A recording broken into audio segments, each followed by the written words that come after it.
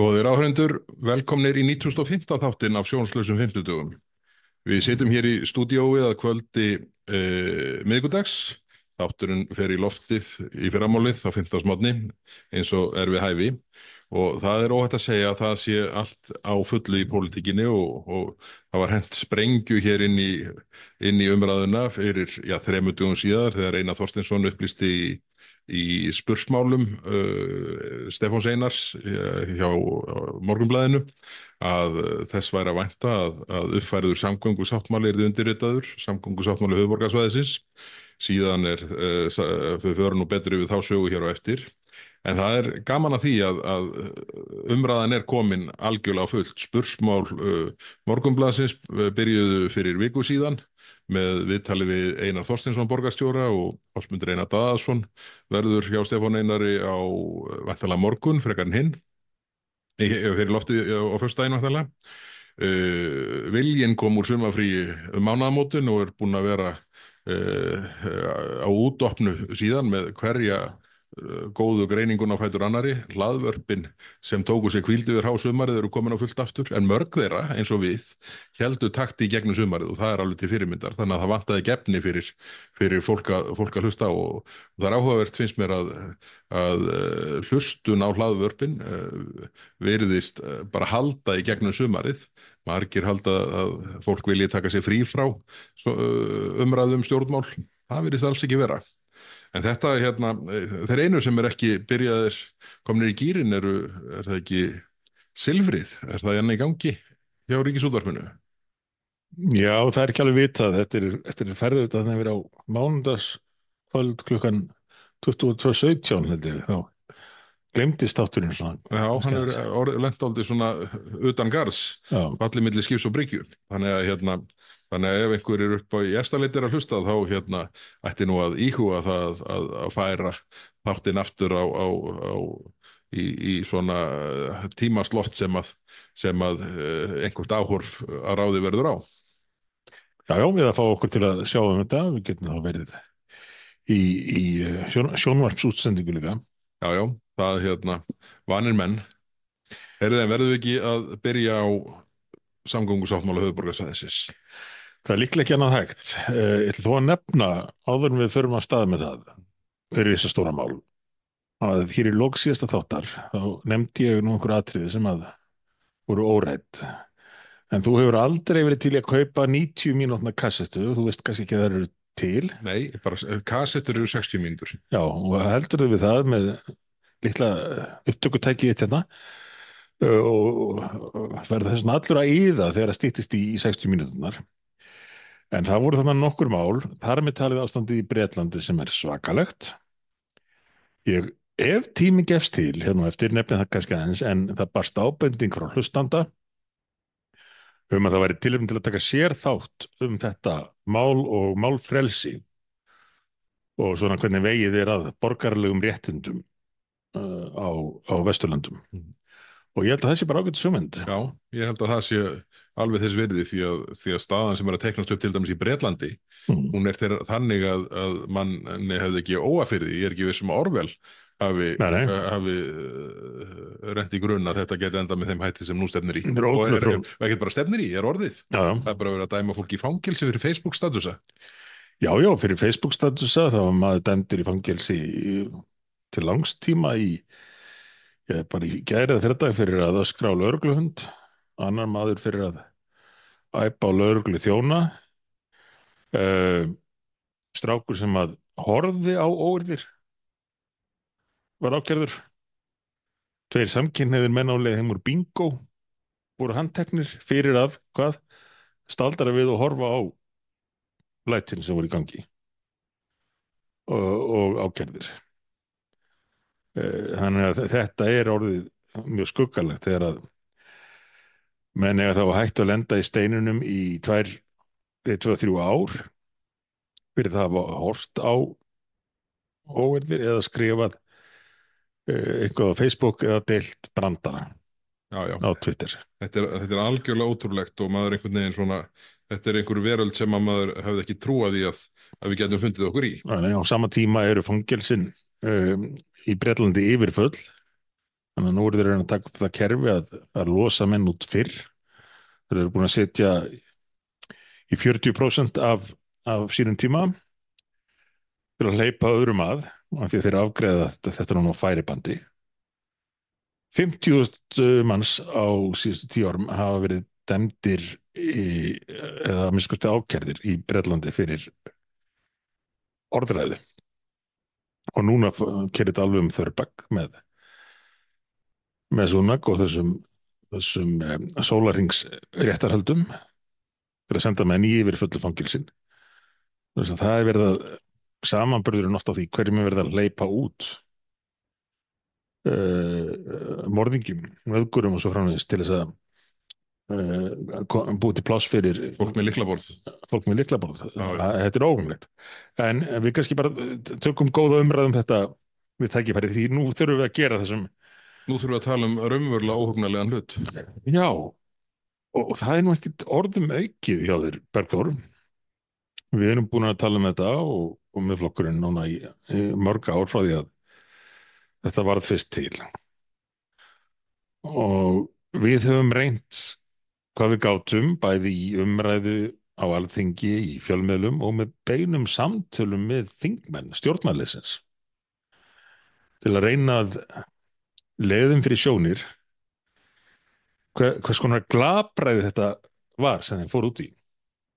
Þessir 120 milljarðar sem átt að setja í samgöngusáttmálann og allir gátu gefið sér að væri fullkomið vanmat á sínum tíma. Já, já, og áherslan og peningarnir settir á staði innan sáttmálans sem að sko þrengja að umferð Sem þrengja að en umferð. bæta ekki flæðina. Akkurat, og opnað á allt mögulegt eins og til að mynda það að ríkið fær að taka að sér rekstur almenningssamgangna fyrir Reykjavíkurborg og nágrannasveitarfélögin í auknum mæli. Og það var nú reynt að þræta fyrir þetta, man ég. Það var nú bara beinlínis eina forsendum þess að samkomulag náðust að hleypa þessu máli lögum sem að grundvölduðu stofnun opinbera hlutafélagsins sem að heitir þessu rangnefni Betri samgöngur OHF. Eina forsendunum fyrir því var svo að ríkissjóður kæmi ekki að rekstrinum. Vilhjálmur Árnason hefur ítrekað mynd á þetta svona þegar og við þetta alveg linnulaust síðan þetta kom upp en Vilhjálmur hefur talað um þetta og hann heitir svona bara þannig á og hann er formaður umhverfis- og samgöngunefndar í dag. Já, já. En hvað gerir svo? Í þessum samningi sem engin sko nema svona hagaðalar í þrengsta hópi, ekki þingmenn sem að sko þurfa á endanum að sko taka afstöðu til fjárveitinga í klappið. Sko, þessi leyndarhyggja er alveg ótrúleg með þetta en það er bara þannig að nú er þetta skipsilt, það er bara búið að fallast á það að ríkissjóður fari í það að reka almenningssamgöngur á höfuðborgarsvæðina hluta sem var, svo ég segi, forsenda fyrir því Já. að þetta er í samþykkt. En Beggi, segðu hlutina bara eins og þeir eru. Hvers vegna kom þessi forsenda til? Það var vegna þess að við fjallumst á að hægt að tala um málið því menn voru orðin afskaplega ákafir að klára þetta gegn því að nefndin setti inn í nefndarálitið sitt fyrirvara þar sem það væri áréttað að með þessu væri ríkið ekki að fara að taka sér reksturinn. Og við höfum rækkið þetta einhverju litið náður þegar þess að við hafði ekki þessar áhyggjustrákar auðvitað verður það ekki þannig og svona. Við höfum efasemdir. Svo setjum við bara harðhausa í stjórnina Já, þannig. það var nægt. Harðhausa. Þetta verða grjótharðir sjálfstæðismenn sem munu koma í veg fyrir alla vitleysu í þessu nýja ríkinu betri samgöngum. Nei. Sko, betri samgöngur fóru bara í það að keyra málið áfram á versta hátt.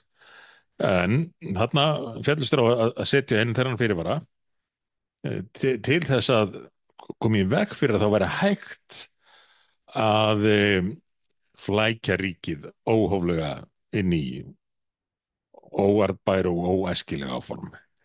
Nei, það dugði ekki til. Þeir bara ákvaða að líta fram hjá því. Þrátt fyrir allt háðið og spottið sem við móttum heyra þegar við vorum að reyna að vara við þessu í þinginu. Og nú keyra þeir þetta áfram eftir þá atburði sem við höfum séð á leiðinni eins og þegar að þessar betri samgöngur eins kunstugt nafn og það nú er á þessu félagi sem að fékk afhentar Verðmætir eignir, kannski verðmætustu eign ríkisins, Kjarnalandið, til að fara með eins og það vildi, en það greinlega dugur ekki til. Nei, nei. Og þetta er sko, og eitt, sko, það er alveg hægt að taka þá pólitísku umræðu að ríki komið að rekstri almenningssamgangna. En tökum þá umræðu.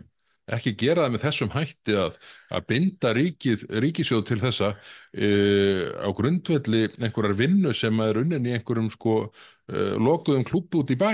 Já, já, Tökum þá umræði í þinginu og ég hef nú gagnrýnt mjög harkalega að það sé verið að skrifa undir þetta uppfærða samkomulag sem hækkar verðmiðan á þessu 141 miljard, 141.000 milljónir. þú ert alltof hófsamur í þessu. Ég er Þetta fór úr 120 miljardum í 311. Já, en ég ákvað að taka byggingavísitöluna Já, á grunntöluna frá 2019 já, já. og 120 miljardar 2019 uppfært með til þetta byggingavísitölu. Af því það var verðbólga og hverju byggur til þá verðbólgu? Já, já. En sko málið er að sko borgarlínukirkjan Já, hefur, og sérstaklega held ég að Sigur Ingi hafi nú verið alveg sérstaklega gjarna og notað þetta sem útskýringu, að sko allt hafi hækkað svo í verði. Verðlag hafi hækkað og það skýri þetta yfirskot í kostnaði. já, Staðreyndin er svo að nú liggur fyrir, samkvæmt því sem Sigur Ingi sagði sjálfur, að vísitala vegagerðarnar, vegagerðin heldur auðvitað svona eigin vísitölu varðandi þróun verðlags á svona þeirra liðum. Vísitala vegagerðin hefur hækkað minna á síðustu 5 árum heldur en byggingavísitalan. já, Ég ákvað samt að nota byggingavísitöluna. já. Þá eru 120 milljarðarnir samsvara 170. Semast 120 Þú er milljarðarnir. rosalega sanngjarn að þú sanngirnir yfir þig. Já, ég ræði ekki við þetta. Já, já. En sem sagt 170. Mhm, Verðmiði núna 311. já, Þannig er 141 milljarður ofan á verðbættu töluna frá 2019 mhm, og þessi talir auðvitað aldrei að fara að standast í neinu samhengi og Nei, meiri nei. segja Sigur Ingi flaggar því strax í viðtal í dag fjármálaráðherrann og fyrirmyndi samgönguráðherrann að það getur nú bara vel verið að þessi kostnaður eigi eftir að hækka og Svandís Svavarsdóttir talar um það að þetta sé lifandi reikningsdæmi. lífandi Ég hef reikningsdæmi. ekki séð viðlíka opin tékka frá ríkissjóði lengi. Sko, þessi ummæli eiga náttúrulega að hringja öllum viðvörunum bjöllum, hafi ekkert af því sem gerst hefur í millitíðinni dugað til þess að Það, hringja viðvörunum bjöllum frá fólki. Þannig ráðherra málaflokksins, ráðherrar málaflokksins, innvið og fjármálaráðherra, daginn sem að þessi uppfærða áætlun er kynnt, að útlista það, sé nú ekki víst standist. nei. Þetta sé lifandi og muni, Það er bara borguð það sem þarf þegar það kemur. já, Þetta er sko þessi afstaða gagvart annars vegar skattfé og hins vegar virðingarleysi gagvart þinginu já, er alveg ótrúlegt. Svo fá bara Villi Árna og Stefán Vagn, formaður fjárlaganefndar, Villi sem formaður umhverfis- og samgöngunefndar, það verkefni bara að lempa þetta í gegnum nefndirnar og tryggja fjárveitingarnar og þetta allt saman og báðir vangstíðir og skildir eftir einhvern veginn út í vindinum. Er Vili bara kátur með þetta? Hann hefur nú stundum þóst af einhverjar efasemdir og... Já, hann var með miklar meiningar og efasemdir í viðtali við Morgunblaðið þarna daginn eftir þetta var kynnt fyrir þá semst það hefur verið í miðvikudagsmokkanum. Daginn eftir þetta var kynnt fyrir þingflokku stjórnarflokkana, það var semst kynnt fyrir þingflokku stjórnarflokkana á þriðjudaginn, kynnt fyrir umhverfis- og samgöngunefnd og fjárlaganefnd á miðvikudaginn. Nei, fyrir ekki, í dag er miðvikudagskvöld, þetta var kynnt fyrir nefndunum á þriðjudaginn og þingflokkum stjórnarflokkana á mánudaginn og undirritað í hádeginn í dag á miðvikudaginn og þetta er þetta bara kynning svona til málamynda og þá rifjaðist nú fyrir mig, ég skrifaði það nú í pistli sem birtist í Morgunblaðinu í morgun að þú spurðir Svandísi Svavarsdóttir út í þetta undir þinglok hvort að þingið þegar að því kæmi að þessi endurskoðun sem var síðan á endan bara uppfærsla, það er bara verið hægt að fá væntanlega einhvern stúdent niður í verslunarskóla til þess að svona draga til töflu í Excel-skjali og uppfæra þetta með þeim hætti. En þetta er búið að taka 1,5 ár að gera þetta. Og við höfum okkar grunnsemdir og ekki það ástæðulausu að það er því reynt að smeyja þessu fremja þinginu. Svo bara er það gert með pomp og prakt og 3 vikum áður en þingi kemur saman. Og ég spurði nú að því bara hvers vegna að undirrita núna þremur vikum áður en þingið kemur saman, eftir 18 mánuði. Það er ekki eins og þetta hafi verið á einhverjum sko deadline nei, nei. og hvað gerist þá? Það er engin útskýring á því.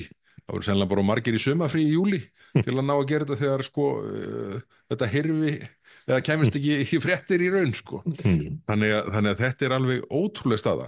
Og svo er einar rökum þeirra stuðningsmanna þessara æfingar allarar, borgarlínu kirkjunar, að sko, ja, hvað kostar að gera ekki neitt? Það er ekki valkostur að gera ekki neitt, allt á þessum nótum. Það er enginn að tala fyrir því að gera ekki neitt.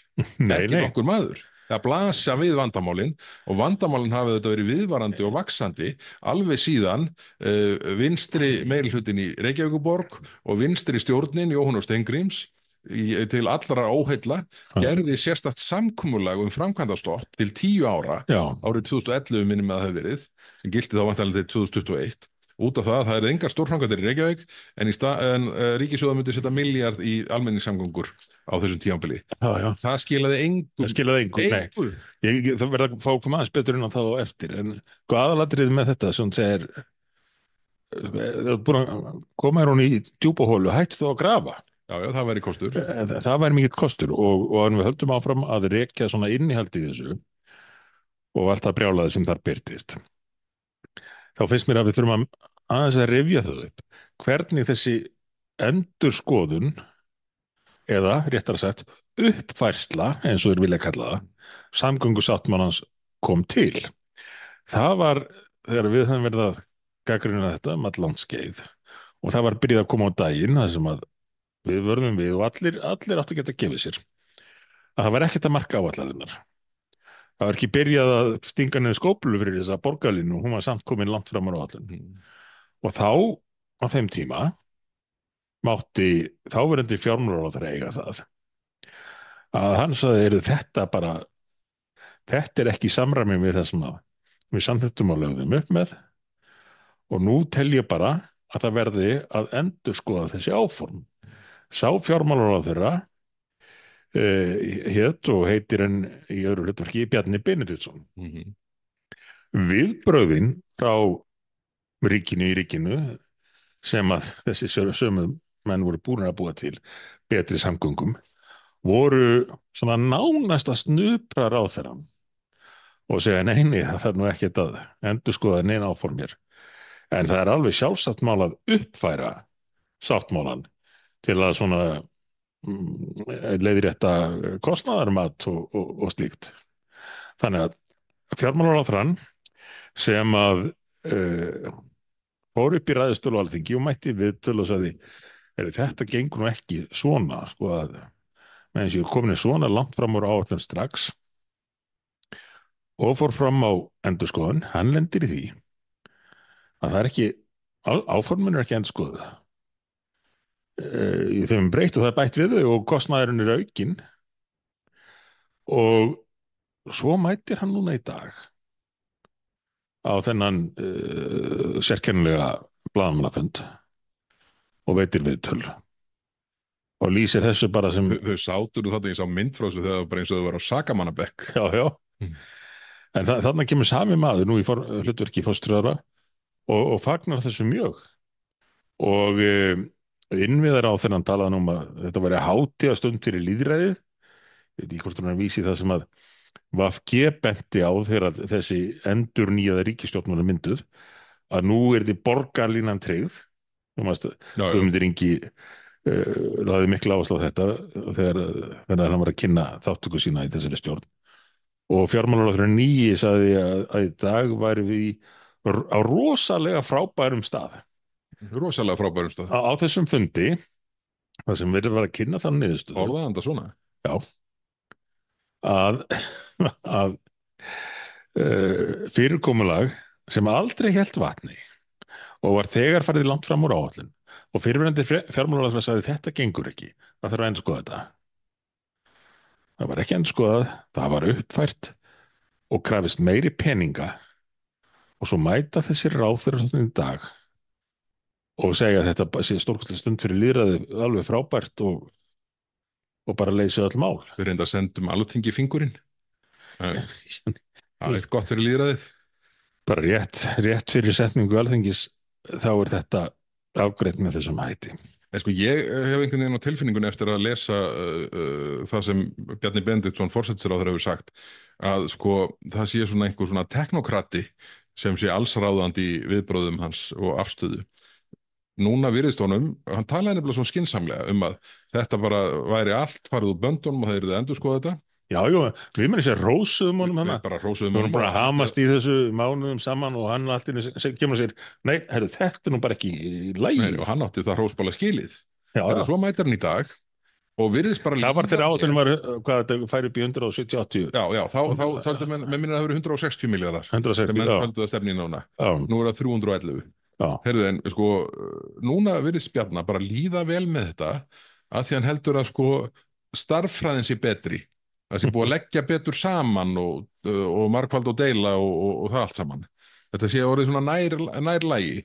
Þetta verður þetta bara álga næri lægi og kostnaðar áætlun Landspítalans sem er náttúrulega margfaldast í gegnum það ferli.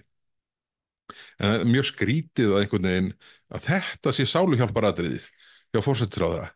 Að þú veist, menn séu komnir sko nær því að reikna þetta rétt og þá er þetta allt í lagi. já, hann sagði nú í gær. Í staðan fyrir að segja bara, heyrðu, mér þótti þetta allt saman farið úr böndunum og orðið brjálæðislegt rugl í 160 miljardum og nú Já, legg ég hérna til 311. Auðvitað átti hann að gera það. Bara farið aftur að teikniborðinu og finnið eitthvað sem við getum unni með. Sko, hann sagði nú bara í gær að ákvarðanir í efnahagsmálum á Íslandi þurfa að byggja á traustari grunni. Jú, já, og svo kemur þetta. Þegar samgöngusáttmála umræðan er búin þá verður það að ræða eins hérna hagstjórnina, Já, ríkisstjórnina við erum að gera það. og verðbólgu. En hafði samt í huga að þetta tengist Já, bara nátengt. og þessi tilkynning fullkomi stjórnleysi í útgjöldum í þessum málaflokki í óarðbær verkefni, ekki góðar fjárfestingar og þetta er óarðbær verkefni til að tefja hér fyrir umferði í borginni. Þetta er kynnt sama dag og Seðlabankinn heldur upp á innan gæsalappa 10 ára eins árs ammæli 9,5% 9,25%. 9,25% vaxta og það er eins og flestir vita ekki hvað síst og alveg sérstaklega vegna stjórnleysis í ríkisútgjöldum Já. og eins væntinga áframhaldandi stjórnleysi í ríkisútgjöldum þessari ríkisstjórnar. Þannig að við þurfum að koma aðeins inn á það aftur og eftir en ég vildi bara sko held að þetta tengist. Já, alveg hérna, samvaxið í mjöðum. Já. En síðan eru sko ég sagði áðan að sko sumir réttlættu þetta allt saman með því að segja, heyrðu, það er ekki valkostur að gera ekki neitt. Það er enginn að tala fyrir því að gera ekki neitt.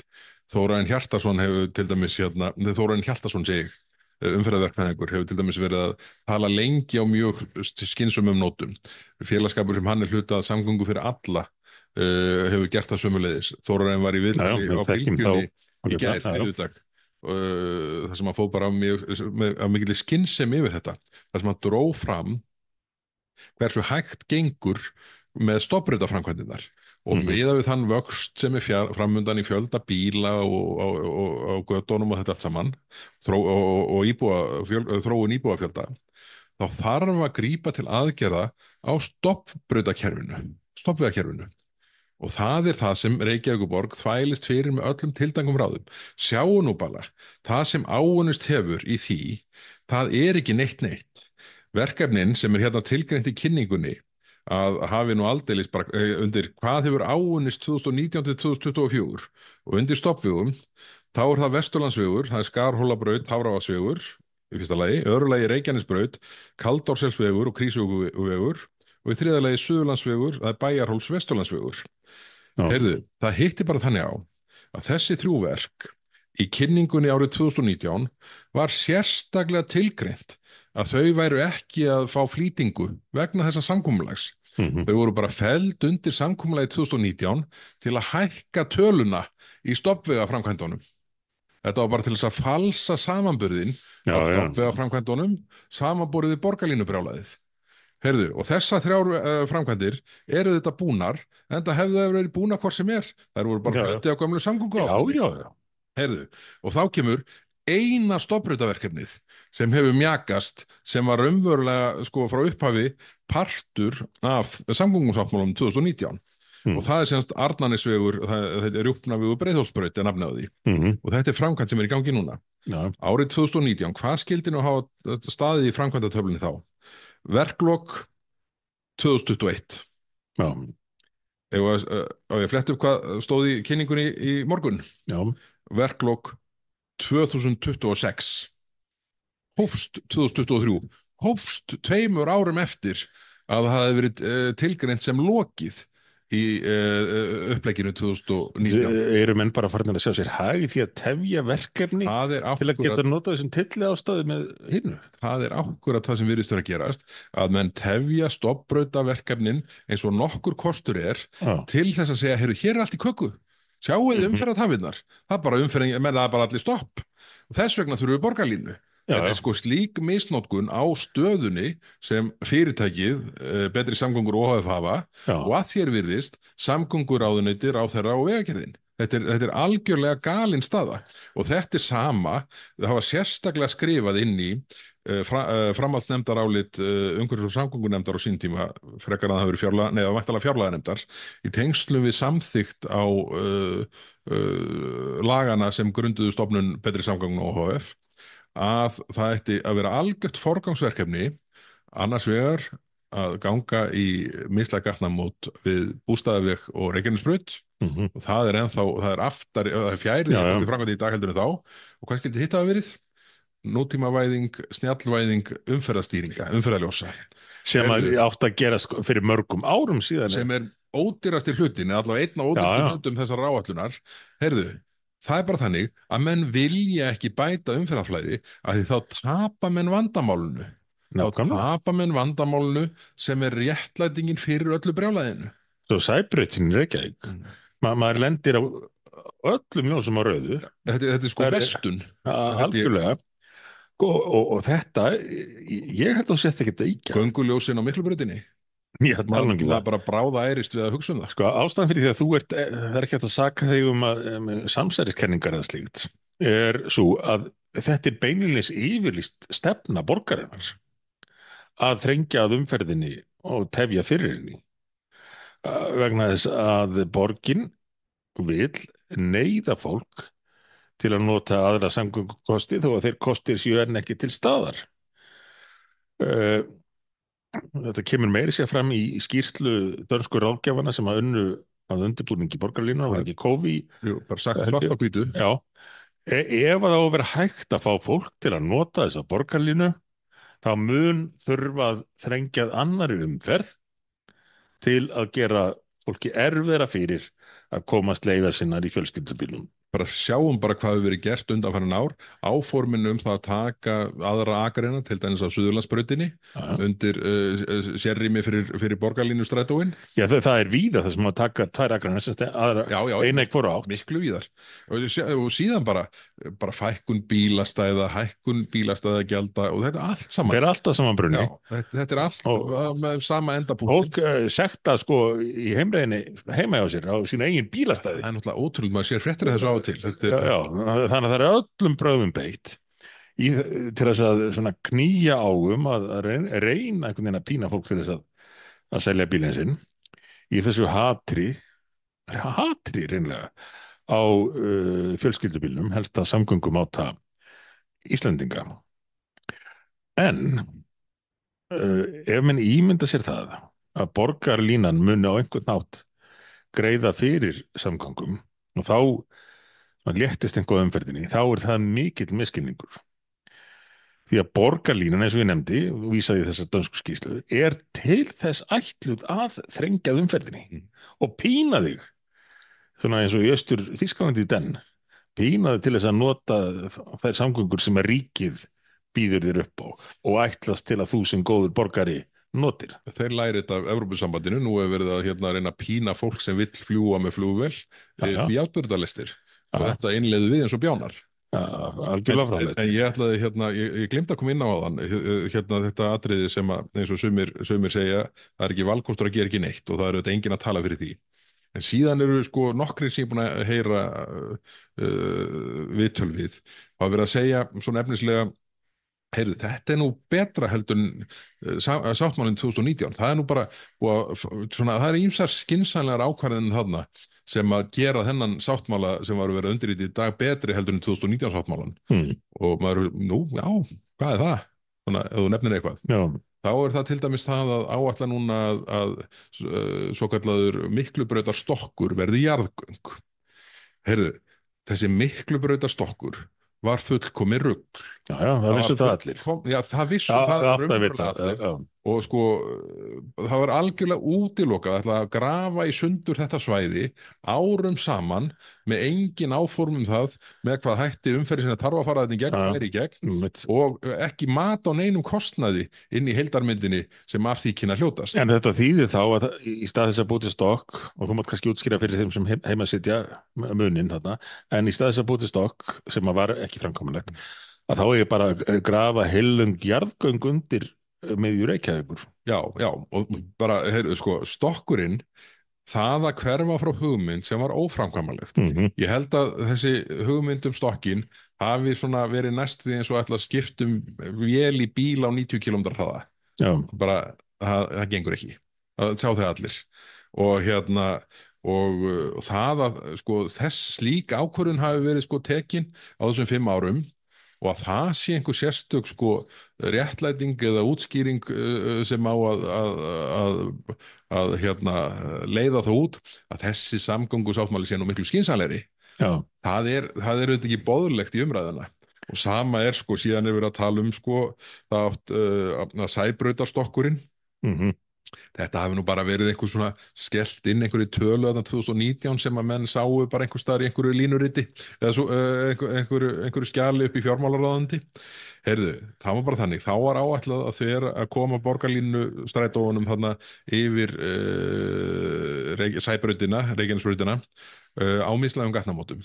Svo fara menn í það að ætla að gera 850 metra langan stokk. Heyrðu, það er bara hægt að ná öllum þessum markmiðum fram bara með 2 mislægum gatnamótum sem kostar bara brot af þessu.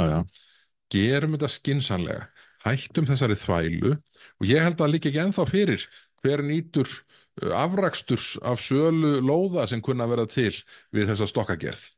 En það er nú annar mál. Það var nú svona eitthvað reynt að svara því þarna á kynningafundinum í gær en eitthvað að því var ólist. Það er nú annar mál sem tengist þessum samgöngusáttmála og ef við tíma þá kannski minnur upp með á það er þetta tengistu þetta áfremdar ástandin í húsnæðismálunum. Af því að þá ekki bara pína fólk upp í borgarlínum, þá líka pína fólk til þess að búa á rándýrum reitum, fáum reitum að sem er í þess að dýrar byggingar við borgarlínustöð. En aðeins aftur að miklu brautar jarðgöngunum þetta segir mér það að sjúklingarnir sem að eiga að koma á hjóli eða rafskútu á Landspítalann af því að það er líka verða ekki stæði beinlínis lítur að því sem við tölum áðan beinlínis markmið að fækka staðum í spítalann þannig að einungis 1/4 þeirra sem þangað þurfa að leita til að vinna eða fara á sjúkrahús. Fótbrotnir þurfa að koma þarna á hjóli. Og þessi fótbrotni á hjólinu hann núna fara í gegnum jarðgöng á leið sinna á þjóðarsjúkrahúsið. Ég held að hann verði að koma þarna bara stökkvi inn úr fallhlíf því að ekki lendir hann á þyrlupallinu sem verður ekki þarna. En hvað ef fótbrotnaði í fallhlífastökki á hann þá brjóta sér hinn fótinn líka til að komast til spítalann? Þetta er allt komið út í einhverja tóma vitleysu þar sem að menn hugsa ekkert til enda og þessi áform að reyna að dýna fólk upp í borgarlínu með því að þrengja það annarri umferð meiri sé þetta fólk sjálft allavega þessir verkfræðingar og skýrsluhöfundar gera sér grein fyrir því að það muni ekki draga úr umferðinni því markmiðið er bara að fara úr 4% upp í 12% með notkun almenningssamgangna. Já, það mun ekki nást. Og það mun ekki nást. Nei. En á sama tíma er gert ráð fyrir verulegri aukningu fjölskyldubíla. Þrátt fyrir allar tilraunir borgarinnar til að draga úr notkun slíkra bifreiða. En já, markmiðið er bara að pína 12% til þess að fara í borgarlínuna. Hvar hefur við heyrt þessar tölur áður? Þær voru í samningi sem var gerður 2011. Nákvæmlega, samninginu sem þú nefndir hérna áðan Já, já, og gerður var af vinstri stjórninni sérkennilegu gegn því, gegn því að, að það er stoppaðar aðrar já, samgönguframkvæmdir. bara stórframkvæmda stopp. Já, þannig að það var ekki ríkið sko að hvetja borgina til þess að fara nú að gera eitthvað í þessum umferðarvanda sem þá var þegar orðin umtalsverður. Nei, sko, nú ætlum við hérna ríkið að sko stöðla því að það verði ekki farið í framkvæmdir en gegn því fær borgin tæpa 1.000.000 á ári, Miljard. miljard, já, já, akkurat, það var miljard á ári í 10 ár til þess að styrka strætó og gera almenningssamgöngur að raunhæfum valkosti á höfuðborgarsvæðinu. Er ekki einhver skilgreining á geðveiki að Jú, jú. taka sama hlutin Þetta var haft eftir að Einstein Já, að reikna með annarri niðurstöðu. er mitt. En þegar þetta prógram var sett á stað á þessum brjálæðislegu forsendum, þá var notkun almenningssamgangna 4%. Markmiðið var að eftir 10 árin yrði notkunin komin upp í 12%. Hver var notkunin eftir 10 árin? 4%. Já, já. Þetta er alveg ótrúlegt og allir þessir peningar sem eru áætlaðir í að ná þessum markmiðum fram, þeir verða til ógagns. Já, já. Og það er það sem mér þykir svo Já. svakalegt í þessu, að sérstaklega bara því maður, ég er nú bara þannig gerður að ég bara ætlast til þess að vinir okkar í Sjálfstæðisflokknum séu svona varðmenn ríkissjóðs, passi upp á. Já, auðvitað ættu allir stjórnmálamenn að vera það, en Já, en kannski það þeir hafa svona gefið sér út fyrir það að kemur verða. ekkit á óvart að Vinstri grænir að Framsóknarflokkurinn gangi svona frjálslegum gleðinadrið þegar kemur ríkisstjórnarmálum. Það er dálítið eðlið þeirra. En Sjálfstæðisflokkurinn hefur gefið sér út fyrir að vera varðmaður ríkissjóðs og svo bara þarna við undirritun í dag, Já. meiri hluti þeirra sem stóðu þarna eins og sakamenn Já. og kvittuð undir voru Sjálfstæðismenn, bæjarstjórar, ráðherrar. Nú man ég hvað myndi mig á frá þessum blaðmannaföti. Það var plakatið fyrir kvikmynd sem hétt The Usual Suspects. Það sem stóðu svona í röð við sakbendingu. Kevin Spacey endaði á að vera maðurinn. Já. Já. Þetta er sko þetta er mér algjörlega fyrirmunað að skilja, svo ég segi það nú alveg og ég eiginlega get ekki annað en bara skammað vin okkar þarna í Sjálfstæðisflokknum fyrir að svona viljugir láta leiða sig í svona fullkomna uppgjöf gagnvart Degi B. Eggertssyni sem hefur væntanlega bara verið í allan dag að bara baða sig upp úr kampavíni. Já. Bara dagun í dag er dagurinn sem dagur vann. Þarna hafa bylurinn komið sér vel. Það hefur komið 2 kassar af Dom Perignon og svo verður bara farið í baðið og störtað úr. Og gárungunni voru að tala um að þetta væri ekki sko orlofssjóðurinn sem var að gangi, heldur oflofssjóðurinn en miðað við það hann sé að leggja Sjálfstæðisflokkinn og því að hann var sko glaðasti Íslendingurinn í 2019 þegar hann bara vildi ekki neitt í neinu, bara heyrðu Sjálfstæðisflokkurinn búin að kvitta upp á kosningastefnu mína í tvennar kosningar í röð og býst til að taka reikningin það sem ég tapaði meirihluta bæði skiptin þó ég fengi nýtt varadekkundir. Heyrðu, bara allt í hennu mætir Sjálfstæðisflokkurinn og kvittar upp orðið fyrir mig. Heyrðu, svo bara 5 árum setna mætir Sjálfstæðisflokkurinn og kvittar upp á 141 aukamiljard miðað við hóflegu uppfærsluna mína sko, í hvað vísitölureikningin var. Já. Þetta var á plakkötum út allan bæ, borgarlína eða Miklubrautarstokk og svo kemur þessi ríkisstjórn. Við bara afgreiðum þetta fyrir þig, við tökum reikningin, gerum borgarlínu og enginn viti hvað muni kosta, við bara sjáum það og Miklubrautarstokk, við getum gert betur, við bara búum til göng undir miðsvæðið í Reykjavík. Þetta er algjörlega með ólíkindum en sko bara til að summera þetta saman þá hefur Reykjavíkurborg gert allt sem mögulegt er síðustu 5 árin síðan þetta var undirritað til að þvælast fyrir stofnbrautaframkvæmdum. Og þær hafa Mhm. verið gerðar verri í skipulagi, falli frá mislægum gatnamótum og tekin upp ljósastýrð og þar fram til göttunum. Og reynd að þvælast fyrir Sundabraut eins og kostur er. Reynt að þvælast fyrir Sundabraut eins og kostur er, og það er nú slík sorgarsaga, ég held ég hafi bara ekki heilsu til þess að Nei. fara í að ræða það núna, við gerum það nú í betra tómi. Takmark fyrir hvað er þetta að leggja á mann á einu degi. Já, já, það er nú bara raunverulega þannig að ég bara bráðaærðist þegar ég áttaði mig á í hvað stemdi í þessu, Já, og svo bara þegar þetta bara byrjaði að byrtast og einhvern veginn tekna sig upp, þá svona einhvern veginn rað bráðaærðismadur. Það bara, ég hef ekki verið, held ég, pirraður í pólitísku samhengi mjög lengi, eins og að sjá með hvaða hætti menn eru að klúðra þessu, og það er ekki bara það að það sé verið að setja meiri peninga heldur en réttlætandald er, líta fram hjá þinginu, senda því fingurinn í raun og Mhm. að forma hér nálgun sem er vinna gegn umferðarflæði já, en ekki með því. Þetta er ekki hægt.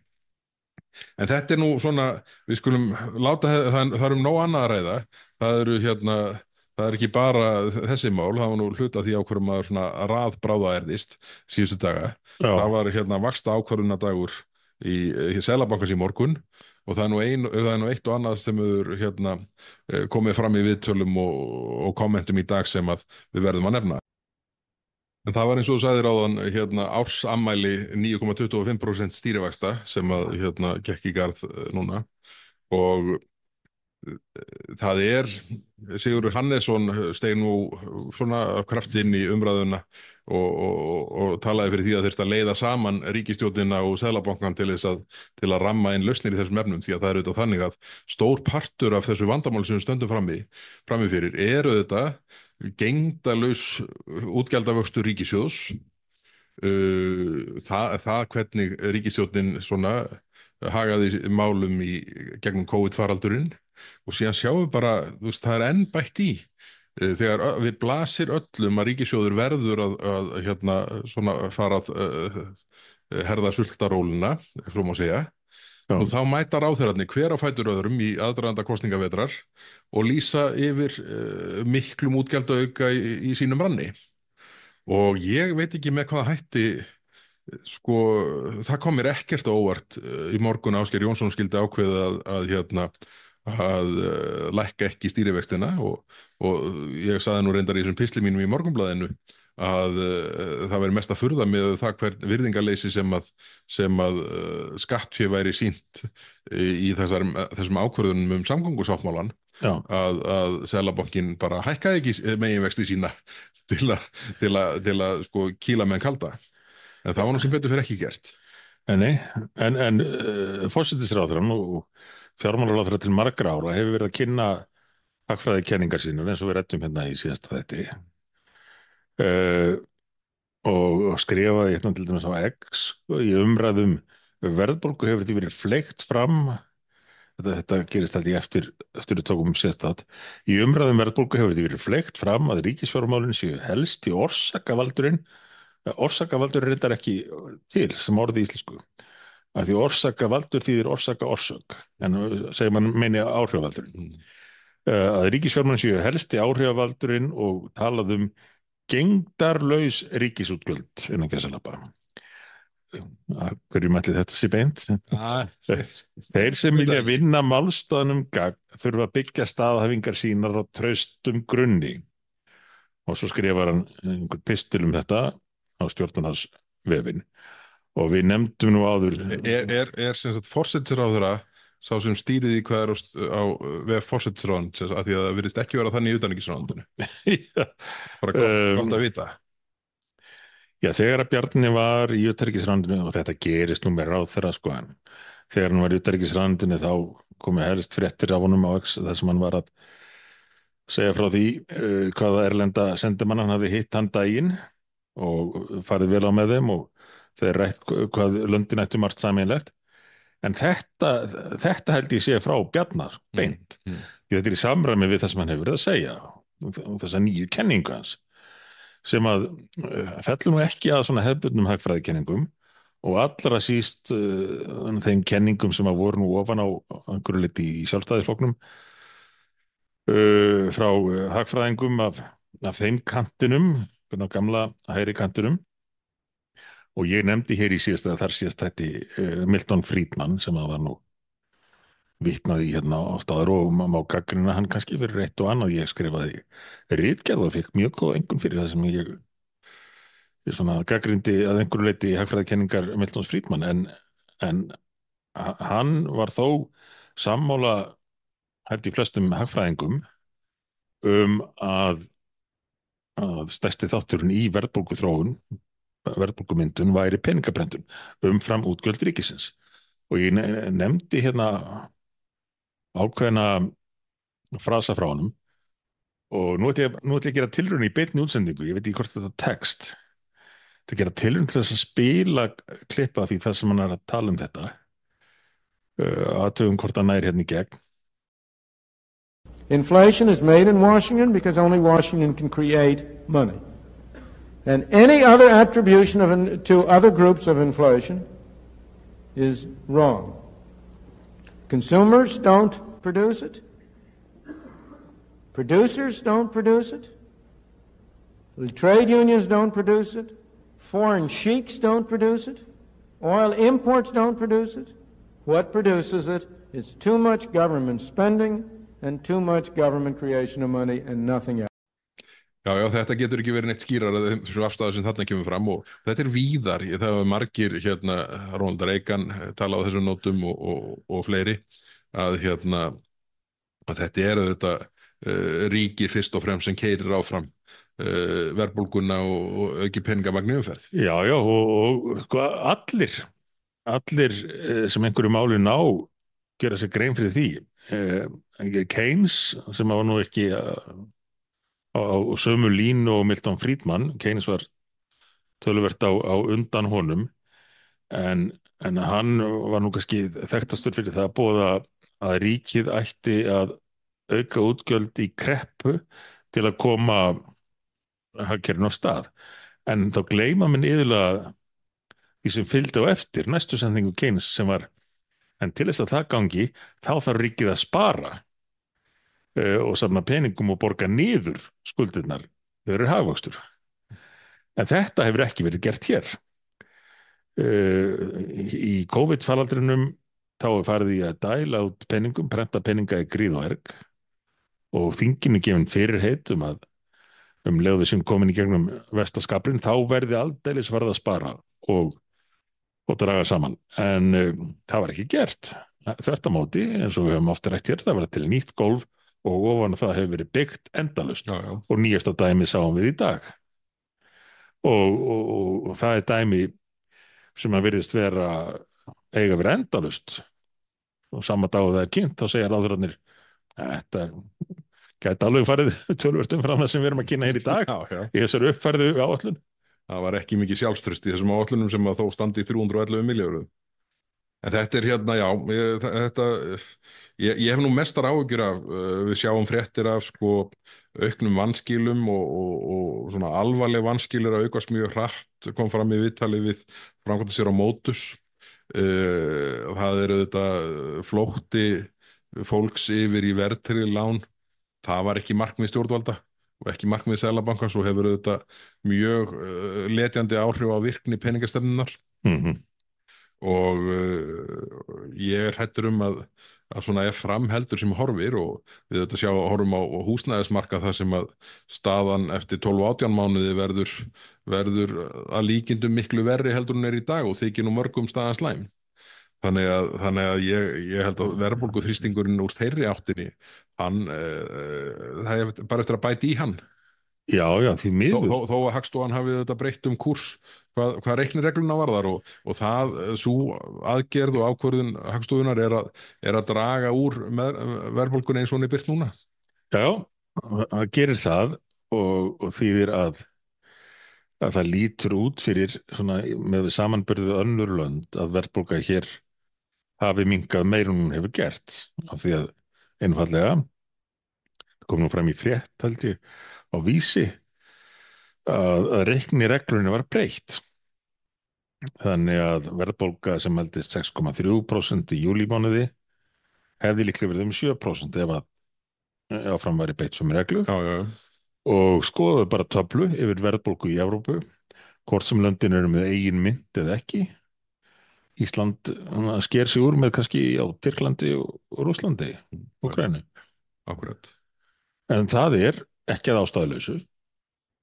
Það er vegna þess að hér erum við búin að vera með ríkisstjórn í mörg ár sem hefur á hverju ári reynd að slá met í Já, útgjöldum. já, já. En ekki með fjárfestingu.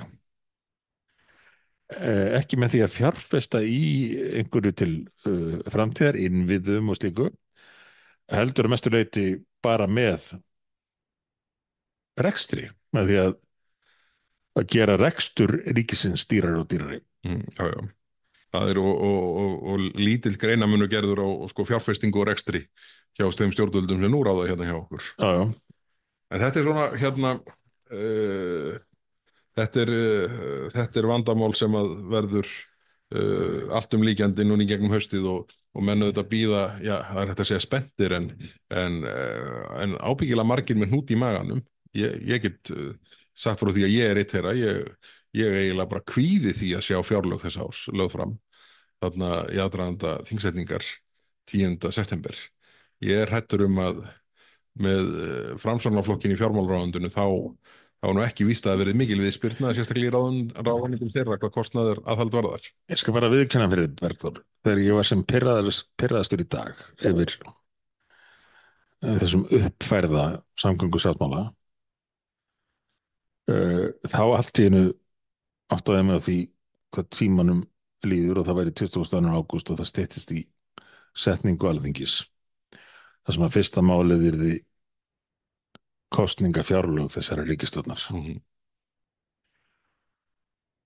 Og það ég held við þurfum einhvern veginn að undirbúa okkur undir það andlega, fara í jóga eða ég veit ekki hvernig minn gera þetta best, þannig að innhverfa íhugun eða einhvað slíkt, því að þetta verður einhvað rosalegt. Það er hætt við því. Undir forystu flokksins sem að hefur nú gert hvað mestar kröfur á útgjöld og með forsætisráðherra sem að hefur boðað þessar nýju hagfræðikenningar sínar að ríkisútgjöldin hafa nú ekkert svo mikið að segja með verðbólguna. Já, já, einmitt. En við hérna skulum setja punktinn við hérna efnahagsumræðuna núna. Það hérna Vinstri grænir voru með flokksráðsfund síðustu helgi. Já. Maður svona fékk á tilfinninguna að það væri sérstakt markmið að reyna að stuða samstarfsflokkan í ríkisstjórn. Það var augljóslega markmiðið og gert með ýmsum hætti og svo sem kannski gekk upp, má segja að samstarfsflokkarnir, allavega sjálfstæðismenn einhverjir, voru að skjóta tilbaka. Þetta er einhver sem við höfum gert ráð fyrir að myndi gerast en kannski ekki að þessu marki fyrir en eftir landsfundin hjá Vinstri grænum. Nei, akkurat. Fyrstu helgin í október. Já, þegar Svandís verður tekin við og byrjuð að pína sjálfstæðisflokkin meira og meira og sjá hvað hann landur bjóða sér, sem verður líklega töluvert svona í ljósi neyslunnar fram yfir áramót og fram yfir landsfund flokksins í febrúar. En já, þetta var kannski smá þjófstart hjá þeim þarna á flokksráðsfundinum, en hann er haldinn á meðan að VG er í sögulegu lágmarki í skoðanakönnunum, en einnig á saman tíma og Sjálfstæðisflokkurinn er í sögulegu lágmarki í skoðanakönnunum. Er nú ekki Framsóknarflokkurinn að sinna riði? Jú, og svo hann. Þannig að það var kannski ekki annars að vænta en að kemur það einhverjar eldglæringar. Þetta er náttúrulega ríkisstjórn samansett af flokkum sem að svona ef við tökum með forverðir eða þennan sögulegu flokka, já, í tilviki VG þá Alþýðubandalagið og Sósíalista. þriggja flokka sem að hafa verið, já, voru mest alltaf 20. öldina mest kosti með á milli 80 og 90% stuðning samanlagt á Íslandi og eru núna, hvað, 25, 6, 7, þessi ríkisstjórn. Já, já. Svoleiðis að, já, þetta er byrjað. Þetta er byrjað og það er ómögulegt að spá fyrir hvernig það þróast, hverjir lúfa, hverjir láta sig hafa það að hinnir skammist í sér og hverjir svo á einhverjum tímapunkti finna sér einhverja ástæða til þess að segja, heyrðu, við erum hérna síðasti prinsipflokkurinn í ríkisstjórninu og við látum ekki bjóða okkur þetta mál. Og þegar þú segir hverjir þá tala um Vinstri græna eftir 8. október Já, og hvað fyrir samþykkt fjárlaga? nei, sko, kenning mín er svo, þeir gera það ekki fyrir samþykkt fjárlaga því þeir vita að hinnir vilja halda ríkisstjórninu saman fram yfir fjárlögin.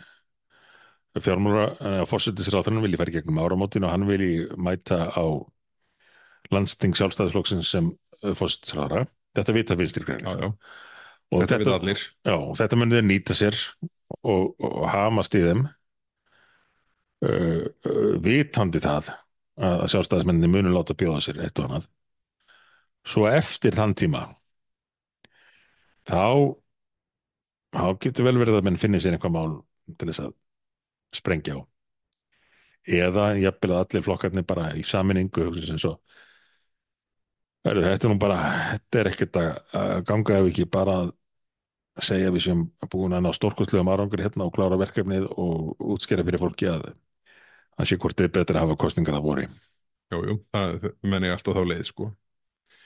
Heyrðu, en svo er mál hérna sem er spurning hvort klárast fyrir næsta vor. Það er hérna, hefur eitthvað frétt af hérna ákvörðun dómsmálaráðherra varðandi aðstoðar ríkissaksóknara Helga Magnús Gunnarsson? Nei,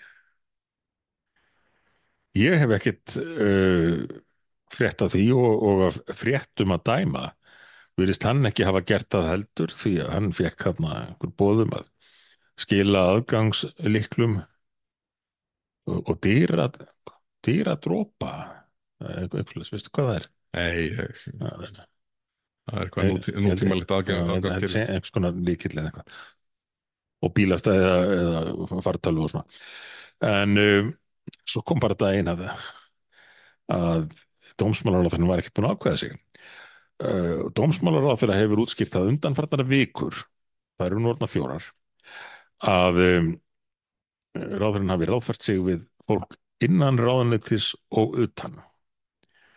En bætti því svo við núna að hún ætlaði að leita ráðgjafar umfram það. Og hvað er ráðgjöf umfram þá ráðgjöf sem hún hefur fengið innan og utan ráðuneytisins? Það er ekki gott að segja. Hvort það er úr einhverjum öðrum heimi, ég veit það ekki. En ráðherrann sagðist ekki ætla að taka ákvörðun fyrir en svo þriðju víddar ráðgjöf, orðaði ekki þannig, fyrir en svo þriðju víddar ráðgjöf væri komin. Það er komin einhver svona Star Wars glamp í augun á þér. Já, ég sé ýmsar myndir í huganum. En það fylgdi sögunni líka að það myndi væntanlega þýða að það yrði ekki komin niðurstaða áður en að Helgi Magnús á að snúa aftur úr sumarfríinu sínu. En hvað gerist þá? Virkar hérna aðgangsdropinn? Verður búið að læsa fartölvunni? Það kemur í ljós en það eru þetta bara algjörlega stór undarlegt að ráðherrann taki sér allan þennan tíma í þetta sem að hefði verið hægt að afgreiða strax vegna þess að þetta er ekkert flókið. Maðurinn var þarna eftir að hafa lent persónulega í mjög erfiðum málum, hótunum gagnvart sér og fjölskyldu sinni. Hann leiði sér að benda á að samfélagið líka þurfti að hafa smá ágjör af því hvernig hlutinni var að þróast hérna og benti bara á staðreyndir sem blasa við þetta gerða og það veldur mér áhyggjum að að þessi töf öll á málinu sé þegar búin að valda talsverðu tjóni. Af því að hvað hugsa aðrir embættismenn eða aðrir sem þekkja vel til á sínu sviði núna? Munu þeir þora að tjá sig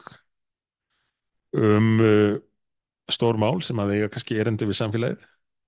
Eða hugsa þeir með sér, já, í besta falli nú get ég lent í einhverju kæru sem ráðherra þurfa að geta taka afstöðu til vikum saman og ég verði í einhverju óvissu.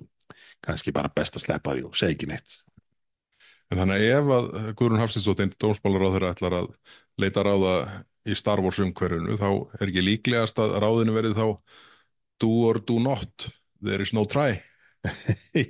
Jú, góð þig. Nú kemur mér á óvart að því að þú hefur nú ekki séð margar kvikmyndir, kannski 3 um æfina, er það ekki? Jú, er eitthvað svo leiðis. Og ég veit að þú hefur ekki hort á Star Wars. Eða hafðir ekki allavega síðast 3. Ég er ekki hérna svona kúltiveraður í þeim fræðum. Samt tekst þér að vitna í Jóta. Já, það leynir á sér. Heldur betur. En þetta verður áhugavert að fylgjast með hvenar ráðherra ákveður að komast að niðurstöðu í þessu máli eftir að ráðfæra sig við 3. vítina. En ef ég fara að segja þetta gott í dag, þetta teipið er alveg að klárast. Já. Það er ekki nema 3 vikur í þingsetningu. Það verður, ég held að sé svona allt að vera að koma á fullt núna. Ég held að menn hafi með þessum samgöngusáttmála og uppfærslu hans, þá er búið að svona slá taktinn fyrir það sem koma skal. Ég held að menn munum mæta gráir fyrir járnum. Heyrðu, það er eitt sem við verðum að gera. Það er afmælisbarn í dag. Já. Fyrrverandi formaður Samfylkingarinnar er 60. Já, afmælisdagurinn er í dag. Já, semst í dag miðvikudag. Við erum að taka upp. Ég fagnaði nú með honum helgina á Akureyri. Já. Það var mikið knall á Akureyri, var það ekki? Jú, þetta var mjög fínt.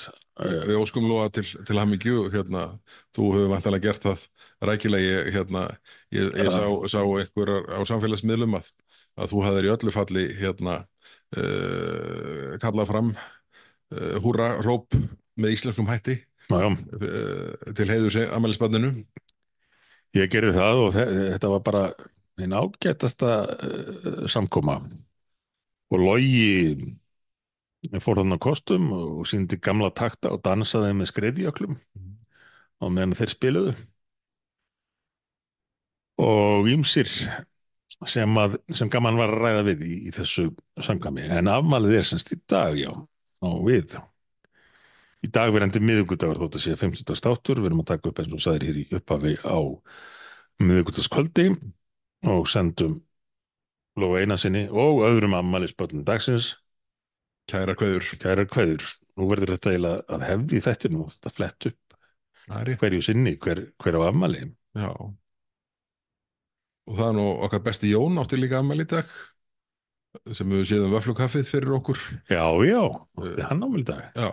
Það er óskum honum innilega til hamingju. Við erum nú að stemna það. Það er fyrsta vöfflukaffi vetrarins verður í Hamraborg 1 í skrifstofum okkar miðjan september. Þetta verður 14. september. Já, flott. Laugardaginn 14. september. Þannig að verðum við þar báðir? Já, við verðum þar báðir. Ég gef mér að við séum báðir búin að staðfesta það á þess að við munum eftir því. Já, en þessi afmæli, fólk sér þetta nú kannski helst á Facebook. Ég lenti myndi í því í vikunni að fá fjölda heilláska afmæliskveðja. Þetta var 19. ágúst. Já, þú ert ekki afmæli 19. ágúst. Nei, reyndar ekki. En það er einhver forrit, svona samskiptaforrit sem heitir Messenger, sem ég hef aldrei notað. Aldrei og ég kann ekki einu svona komast inn á. En mér skilst að þar hafi einhvern veginn farið á stað á einhvern hátt sjálfkrafa boðum að ég ætti afmælið þann dag. Og mér bárust fjölmargar góðar kveðjur og eflaust ef ég fengið fleiri þarna á þessu tiltekna forriti. En ég reyndi nú að leiðrétta þetta meðal annars á Facebook. Og það vildi nú ekki betur til eins og að það bara komið fleiri og fleiri afmæliskveður á Facebook. Ég veit ekki hvort að það var vegna þess að menn lásu bara fyrstu línunar eða hvort að menn voru svona að sprella. En það var til þess að ég á núna afmæli tvisvar á ári Já, og ég er búinn að gera 19. ágúst að formlegum afmælistegi mínum. Rétt eins og Elisabeth heitin. snýst þetta ekki allt upplifun hvort sem í dag? Jú, það má vel vera hjá þessu fólki öllu, en þetta er ekki hluti af því, sko. Ég er hér að vísa í hefð frá vinkonu minni Elisabetu, annarri Bretadrottningu sem byrjaði á Facebook sama dag og ég og hún átti afmæli tvisvar á ári, fæðingardaginn sinn og svo átti hann formlegan afmælisdag. Og nú á ég formlega afmælistaginn 19. ágúst og þann dag varði ég núna síðast fyrir hvað, 2 dögum, 3, 38 ára gamall. Heyrðu, við þykjum slík kostabóð. Já, Getur maður, hérna, er þetta ekki svona prókar nálgun að svona spóla tilbaka akstursmælirinn? já, jú, það má kannski segja það. Já, Þurftum ekki að reyna að draga það fram að ég væri einhvað að svindla á talningunni. Nei, það myndi ég aldrei gera. Nei. Vinur minn lenti í því fyrir nokkrum mánuðum síðan og þá hafði samstarfsfélagi hans komist í Facebook-reikningin hans. Hann hafði gleymt að læsa skjánum þegar hann fór á vinnunni og sá hafði breytt afmælistegi hans sem var, ég veit ekki hvort það er ennþá hægt en það var alltaf hægt á. Þannig að hann hafði breytt afmælistegi og fæðingarári og það dundu á honum mikill fjöldi afmæliskveðja. En það sem hún þótti verst var það að hann hefði verið gerður 2 árum eldri heldur en hann raunverulega var.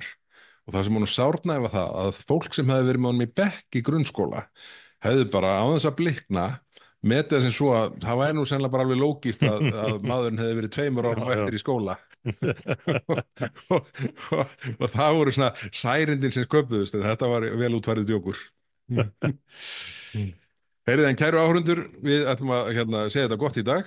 Þetta er búið að samgöngusáttmálinu þetta yfir tók þáttina miklu og þar eru þetta af nógu að taka og meira þess að umfram það sem við komum inn á. Við munum ræða þetta mál í þinginu þegar það er komið saman og reyna einhvern veginn að fá einhvern betri skikk í þetta allt saman.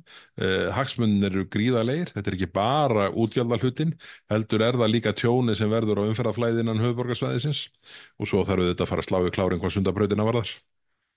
Já, en þú sagðir frá því hér í upphafi að þetta væri 95. þátturinn hjá okkur. Já.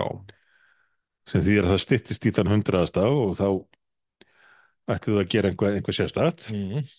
Þú varst nú reynda fyrir löngu búin að lofa köku, ég held að verði í 50. þættinum, en í middeltíðinni þá viltu ekki að ég borði köku eða nokkuð annað. Nei, ég líti á það sem mitt framlag. Já, en við ætlum samt að breyta einhvað aðeins til þarna í þessum þætti, ég hugsa að fá gesti, við vorum ekki búin að ræða það, en ég velti fyrir mér hvort við eigum að reyna að láta verða því að búa til Facebook eða X síðu þáttarins, talandi um þessar samfélagsmiðla. Þannig að menn getur svona sent inn ábendingar og skammir og Finnst þér við ekki skammaði nóg? já, en við getum gefið fólki svona greiðari leið að því að fá bara útrást þar. Já, þá þurfum við ekki að aðeins miklar ábyrgði. Ég til ég, já, þetta slær mig ekki illa. Við veltum þessu fyrir okkur og þú hugleiðir þetta sem ég sagði með málfrelsis og Bretlands þáttinn. Akkurat. Herðan, kæru áhörundur, takk fyrir að hlusta í dag. Við mætum hér aftur galvaskir að viku liðinni og förum yfir mál vikunar. Við segjum bless í bili og góða nótt. Takk fyrir, bless.